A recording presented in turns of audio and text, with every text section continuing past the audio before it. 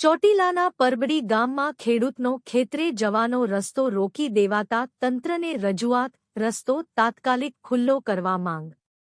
સુરેન્દ્રનગર જિલ્લાના ચોટીલા તાલુકાના પરબડી ગામમાંથી ખેડૂતોની હાલાકીનો એક કિસ્સો પ્રકાશમાં આવ્યો છે। ગામમાં આવેલી પોતાની માલિકીની ખેતીની જમીન સુધી આવવા માટેનો વર્ષો જૂનો કાયદેસરનો રસ્તો સ્થાનિક શખ્સો દ્વારા ગેરકાયદેસર રીતે બંધ કરી દેવામાં આવ્યો હોવાના આક્ષેપ સાથે પીડિત ખેડૂતે ન્યાયની ગુહાર લગાવી છે। પરબડી ગામના રહીશ અને ખેતીકામ કરી પોતાના પરિવારનું ગુજરાન ચલાવતા અરજદાર ખેડૂતની ચોટીલા તાલુકાના પરબડી ગામે સર્વે નંબર 1-5 પૈકી એક હે આરે ચોવની વાળી માલિકીની જમીન આવેલી છે। આ ખેતરે પહોંચવા માટે સર્વે નંબર 1-3-6 પૈકી એક તથા અન્ય સર્વે નંબરોમાંથી પસાર થતો વર્ષો જૂનો અવરજવર તેમજ વાહનો લઈ જવા માટેનો રસ્તો આવેલો છે। આ રસ્તેથી ખેડૂત આજ દિન સુધી કોઈ પણ અડચણ વગર અવરજવર કરતા હતા। અરજદારના જણાવ્યા અનુસાર સ્થાનિક રહીશ 1 ચુડાસમા સોમાભાઈ તળશીભાઈ, 2 ચુડાસમા માજાભાઈ સવાભાઈ, 3 બાઘુબેન સોંડાભાઈ પરાલિયા તમામ રહે પરબડી તથા 4 પુનાભાઈ સવાભાઈ ડાભી રહે તાજપર તા ચોટીલા નામના શખ્સો દ્વારા આ જાહેર અને કાયદેસરના રસ્તા પર ગેરકાયદેસર દબાણ કરી દેવામાં આવ્યું છે અને ખેડૂતનો રસ્તો બંધ કરી દેવાયો છે। પીડિત ખેડૂતે પોતાની વેદના ઠાલવતા જણાવ્યું હતું કે અમારે ખેતરે જવા માટે આ એકમાત્ર રસ્તો છે, આ સિવાય અન્ય કોઈ વૈકલ્પિક રસ્તો નથી।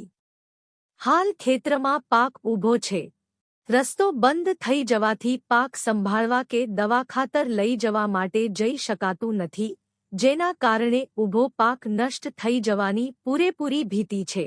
અમારો પરિવાર સંપૂર્ણપણે ખેતી પર જ નિર્ભર છે અને જો પાક નિષ્ફળ જશે તો અમારી આજીવિકા છીનવાઈ જશે। ખેડૂતે ઉચ્ચ કક્ષાએ લેખિત રજૂઆત કરીને માંગ કરી છે કે આ ગેરકાયદેસર રસ્તાનું દબાણ તાત્કાલિક ધોરણે દૂર કરવામાં આવે અને રસ્તો ખુલ્લો કરાવી આપવામાં આવે જેથી તેઓ પોતાના ખેતરમાં જઈ શકે અને પાકને નુકસાન થતું બચાવી શકાય।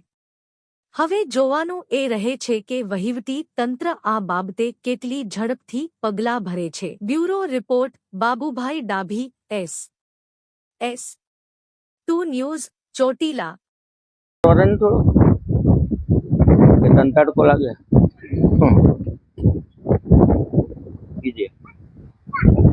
દર્શક મિત્રો અત્યારે જોઈ રહ્યા છો S2ના માધ્યમથી આપણે સુરેન્દ્રનગર જિલ્લાના ચોટીલા તાલુકામાં આવેલું એવું ગામ જે પરબડી ગામ છે આપણે સીધા દર્શક S2ના માધ્યમથી બતાવી રહ્યો છો। ત્યારે જે ખેડૂત છે પોતાને જે વાવેતર માટેને જે બુધમાં જે ડેમ ચેક ડેમ છે તેના સીધા દર્શક જે તળાવ છે જૂનું આદમ વખતનું જે તળાવ છે, જે ગઢિયા વખતનું જે તળાવ છે, જે પોતાને રાહત કામ કરીને જે તળાવ બાંધવામાં આવેલું છે, જે પરબડી ગામમાં ચોટીલા તાલુકાનું પરબડી ગામ છે, ત્યાં રાહત જે માણસોને રાહત દરે જે માટીનું કાસું તળાવ તરીકે ઓળખવામાં આવે છે, જે કાચી માટીનું ચેક ડેમ બાંધવામાં આવે છે, તળાવ જેને કહેવામાં આવે છે।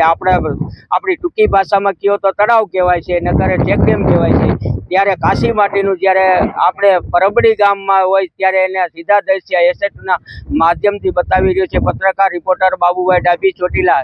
ત્યારે આપણે દર્શક મિત્રો આપણે સૌથી પહેલા એક્ચ્યુઅલી કલ્પિંગ ગુજરાત S2ના માધ્યમથી આપણે બતાવી રહ્યો છો। ત્યારે તમે જોઈ રહ્યા છો સીધા દ્રશ્ય આપણે ચોટીલા તાલુકાના જે સર્વે નંબર 15 પૈકી 1 નંબર ઉપર આવેલું છે, જે પોતીબેન મોહનભાઈ જે વાઘેલા છે અને પોતાની વાડી આવેલી છે, જે ચેક ડેમ કે તળાવ આવેલું છે તેના આપણે જે એમના જે સાગરીતો છે, પોતાના વારસદાર છે તેવા અને સીધા દર્શી આપણે કેમેરામેનને કીધી અને જે પોતીબેનના જે વારસદાર છે તેના સીધા દર્શી અત્યારે આપણે જે જમીન પોતાની જે માલિકીની હોય છે ત્યાં પણ ચેક ડેમ કરેલું હોય છે અને પોતે વાવી રહ્યા છે એના આપણે જે વારસદાર છે તેના સીધા દ્રશ્ય આપણે કેમેરામેનને કેવી કે અત્યારે જે ચેક ડેમ કે તળાવ છે તેના સીધા દ્રશ્ય આપણે કેમેરામેનને કે SH2 ના માધ્યમથી બતાવે અને પોતાના માટે ન્યાય માટે અત્યારે પોતાના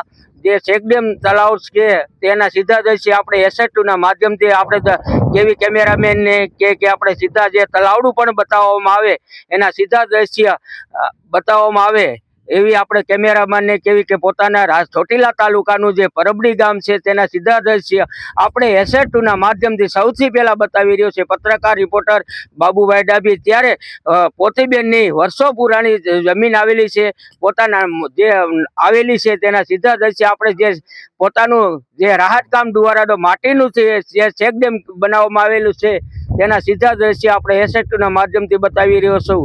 ત્યારે આપણે પોતાની માલિકી જે પોતીબેનનો જે પોતાનો સર્વે નંબર 15 ઉપર પેકી ઉપર આવેલું છે તેના સીધા દ્રશ્ય આપણે બતાવું છું કેમેરામેનને કેવી કે પોતીબેન મોહનભાઈ વાઘેલાની પોતાના જે તમે એનો શેઢો તમે જોવો છો કે એની પોતાની માલિકી સર્વે નંબર 15 પેકી ઉપર આવેલું છે। પોતાનો કૂવો વર્ષો પુરાણો પોતાના ચેક ડેમની બાજુમાં કૂવો પણ બતાવવામાં આવે કેમેરામેનને પણ આપણે એમ કેવી કે પોતાના માલિકીની જગ્યા હોય અને લોકો વાવવા માટે મજબૂર હોય ત્યારે આપણે એને કૂવો અને પોતાની સર્વે નંબર જે પોતાનું ખેતર કે વાડી આવેલી છે તેના સીધા દ્રશ્ય આપણે SH2 ના માધ્યમથી બતાવવું કેમેરામેનને કેવી કે પોતાના સર્વે નંબરની બાજુમાં ચેક ડેમ આવેલું છે તો આનો માલિક પોતીબેન મોહનભાઈ વાઘેલા ગણાય છે। તો એના પોતાના હક માટે અત્યારે SH2 ની આપણે સીધા દ્રશ્ય અને સર્વે કરીને તાત્કાલિક ધોરણે ખેડૂતને પોતીબેનના જે નાગરિકો અને એના જે હોય છે એને તાત્કાલિક ન્યાય મળે એવી માંગ ઉઠી છે। પત્રકાર reporter Babubhai Dabhi, SH2 news, Chotila. મારું નામ રમેશભાઈ સવાભાઈ વાઘેલા, ગામ પરબડી। મીડિયાના માધ્યમથી મારું એવું કહેવાનું છે કે 2018માં જ્યારે સરકાર શ્રી આ સાથણી મૂકી ત્યારે અમે ગામ લોકોએ ભેગા થઈ અને વાત નક્કી કરી હતી કે તળાવ અને નદી કોઈને બાંટવી નહીં। છતાં આ કર્મચારીઓએ આવી મામલતદાર સાહેબે લીમડી નાયબ મામલતદાર સાહેબે આવી અને નદીઓ અને તળાવ માપી દીધા અને આડાવાળામાં જે કાંઈ સર્વે નંબર આવ્યા એમાં બ્લોક પાડ્યા અને 2018 પછી આવડા લોકો આજે સુધી આવ્યા નહીં અને આવ્યા પછી એને નદીઓ બૂરી દીધી, તળાવમાં બધી ખાપા ખોડી દીધા અને નદીઓના પાણી સાહેબે જ્યારે કીધું હતું કે જે તે સમયે પાણી હાલતું હોય, કુદરતી પાણી હાલતું હોય ત્યાં જ પાણી હાલશે અને જ્યાં રસ્તા હાલતા હોય એ રસ્તા બંધ નહીં થાય। નદીઓના પાણી અથવા રસ્તા બંધ કરવામાં આવશે તો આ જમીનનો જે સર્વે નંબર છે એ ખાલસા કરવામાં આવશે। છતાં આ લોકોએ અમારી નદીઓ પૂરી દીધું છે। એટલે મકવાણા સાહેબને એવી વિનંતી કરું છું કે સ્થળ માથે મકવાણા સાહેબ પોતે આવે અને આ નદીઓના જે કાંઈ બુર્યું છે એની તપાસ કરે અને જો એને અનુકૂળતા લાગે તો આ કાયદેસરની કાર્યવાહી કરી અને આ સર્વે નંબર રદ કરવો જોઈએ એવું મારું કહેવાનું છે। તમારે હવે શું માંગ છે? અમારી એ જ માંગ છે કે અમારા રસ્તા ખુલ્લા કરે અને આ નંદીઓ જે તળાવમાં બુર્યું છે ને જે નંદી બુરી દીધી એની મકવાણા સાહેબે અમને ટપાલું આપ્યું છે, બધાને નોટિસ આપ્યું છે કે આમાં કોઈ કાંઈ સરકારના કાયદા અનુસૂચ ભંગ કરશે તો એ જમીન સરી સરકાર કરવામાં આવશે। તો આ લોકોએ અહીંયા સરકારના કાયદાનો ભંગ જ કર્યો છે। મારું નામ જીતેન્દ્રભાઈ ધીરુભાઈ વાઘેલા। તો અત્યારે કાયદાનું ભંગ પેલા પ્રથમ તો કર્યું છે અને નદીઓ બુરી દેવામાં આવી છે અને રસ્તામાં પણ ખેડવાણ કર્યું છે, વાવેતર કર્યા છે અત્યારે। તો અત્યારે અમારી એવી માંગ છે કે છેલ્લા ખુલ્લા કરે અને રસ્તા જે બંધ છે એ ખુલ્લા કરવામાં આવે અને જે આ તળાવમાં બાટણી કરી છે એ તળાવની અંદર જે પિયાવો છે એ ખુલ્લો કરે એવી અમારી માંગ છે। રજૂઆત બેન છે તમારી આ પરબડી ગામમાં, તમારું નામ પેલા તો? મારું નામ કૈલાસબેન વાઘેલા। હા, શું રજૂઆત છે તમારી આ પરબડી તળાવ રસ્તા ખુલ્લા કરવા દે એવી અમારી રજૂઆત છે। તમે કોઈ અધિકારીઓ દ્વારા કઈ જાણ કરવામાં આવી હતી? તમે અરજી અમે નહીં કરી હોય ને તો પસા ઉપર કરી છે અરજી। તો તમને કોઈ ન્યાય મળ્યો કે એવું તમે ચોટીલા ગયા તો? ન્યાય નથી મળ્યો અમને। તો હવે તમારી રજૂઆત શું છે કે આ મકવાણા સાહેબ પાસે અમારી અરજી જ નથી પોગવા દેતા, એવું ધમકી દેશે આવીને। હા, તમારી કઈ કઈ રજૂઆત છે આ કે? તળાવ રસ્તા અને સેલું બુરી દે તો તળાવ ભરાય કોઈ દી, સેલું બુરે તો તળાવ ભરાય કોઈ દી। હા હા જમીન ધોવાય છે અમારા રસ્તા ખુલ્લા કરે, અમારે તળાવ ખુલ્લું કરે, બધું અમારે આ છોકરા ભણવા જાય રોતા જાય છે ને હાલ્યા જાય છે પાણીમાં, તો એની રજૂઆત તો કરવી પડે ને. તો અમે એમ કહીએ છીએ કે રસ્તા ખુલ્લા કરી નાખે, તળાવ ખુલ્લું કરી નાખે, અને જે આવીને ધમકી દેશે એ અમે કેવા માંગીએ છીએ કે અમને પોલીસની ગાડી આવીને અમને ધમકી દેશે કે ભાઈ આ પોલીસ વાળા ધમકી મારે છે. તો અમે એમ કહીએ છીએ કે અહીંયા આવી અને થળ માથે એકવાર જોઈ જાય મકવાણા સાહેબ આવીને, હા ઈ જોઈ જાય ને રજૂ અમને કરી જાય કે ભાઈ આ તમારું બરોબર તમારે કહેવાનું છે. તો અમે ઈ કહેવા માંગ્યું આ સેલાપુરા સી ખુલ્લા કરી નાખે. અમારી રજૂઆત, મારું નામ ભનીબેન વાઘેલા. અમારી રજૂઆત એ છે કે આ નદીઓ આ છેલકા બધા બુરી દીધા છે, તો પાણી ને ક્યાંય હાલે એવું ન રહે. તો પાણી અમારા પડામાં હાલે છે, અને અવેડા હતા એ તોડે નાખ્યા, તો માલ અમારા અવેડા જઈ જઈને પાછા આવે છે. તો અમે એમ કહીએ છીએ કે આ અવેડા ન તોડવા જોઈવી, આ નદીઓ ન બુરાયું જોઈવી, આ નદીઓને ખુલ્યું રાખાયું જોઈએ. આ તળાવ બાટાઈ દીધા, 5 ગામનો માલ પાણી પીવા આવે છે, તો એ માલે ક્યાં પાણી પીવા જાય? બાટાઈ દે એટલે મને તેમાં હાલવા દે નહીં. હવે તમારી શું રજૂઆત છે? અમારી રજૂઆત એ છે કે આ થળ માથે આવી અને મકવાણા સાહેબ આવીને ઈ જોઈ જાય, તપાસ કરી જાય, તળાવ ખુલ્લા કરી દે. બેન તારું નામ બેબી બોલો. હેતલબેન, હા તમારી શું રજૂઆત છે બેન?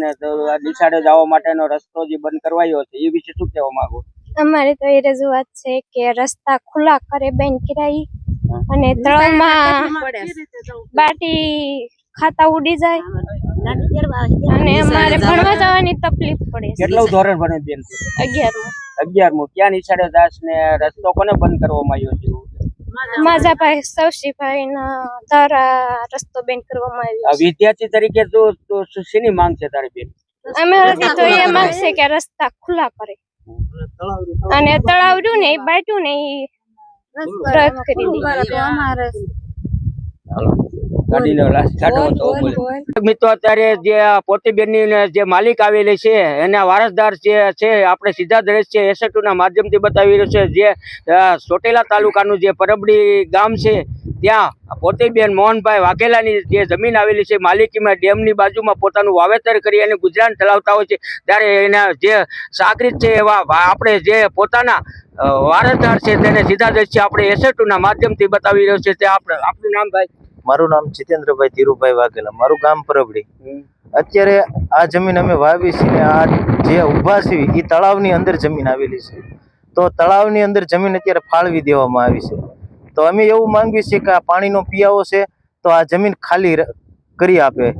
સરકારને એવી અમે વિનંતી કરવી છે કે ભાઈ આ જમીન તળાવ છે તો તળાવની અંદર કોઈને બાટણી ન કરે, અને તળાવ આમનામ સુરક્ષિત રહે એવું અમે માંગ કરવી છે.